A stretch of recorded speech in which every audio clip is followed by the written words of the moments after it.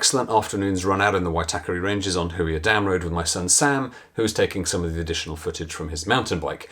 We're now into taper, where we're going to cut down the volume a little bit, but we're going to try and keep some of the intensity, and that's something that's really important. We'll talk about on our key session just a little bit later. But first, let's go into Strava and see how the week went.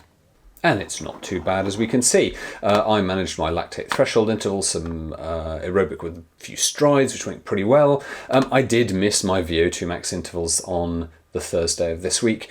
Sometimes work just overtakes things, and you know what? You've got to be prepared for that, and just some days, just let it go. Bit of a tempo run later in the week, and finally a long run with an hour at marathon pace at the end. Not bad. And week 2, lactate threshold intervals, aerobic with strides. I did manage to do 8x400 on, 400 off. Really quite happy with that workout. It was quite nice. A little bit repetitive because I had to do loops on a single place, but that was pretty good. And finally, we did my 5K time trial at the end of the week. I go up to the parkrun at Hobsonville, and they run a lovely, lovely race up there. They're fantastic people, really well organised, lots of fun, and it's not the flattest and it's not the straightest, but actually it's okay, and I really enjoy it. This went pretty well. So when did we start? We started there about kilometre 4, and you can see things were going pretty damn solid, and I finished in 18:04, which for me is a PB. The general rule is if you can run something like under about 18:30 for a 5K, you've got a fighting chance at a sub-3 marathon. So that's a really, really positive result. Very, very happy with that indeed. Things are looking pretty positive.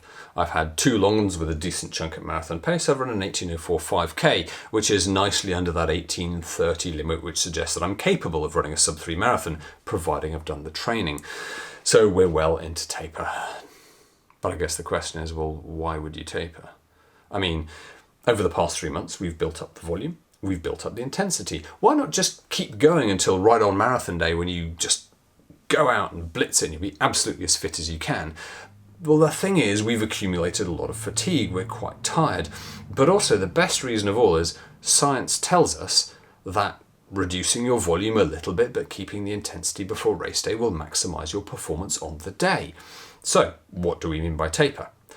If we were at peak volume, 100% of volume, in week 1 of taper, you might come down to 2/3 of your volume. In week 2 of taper, you might come down to half of your volume.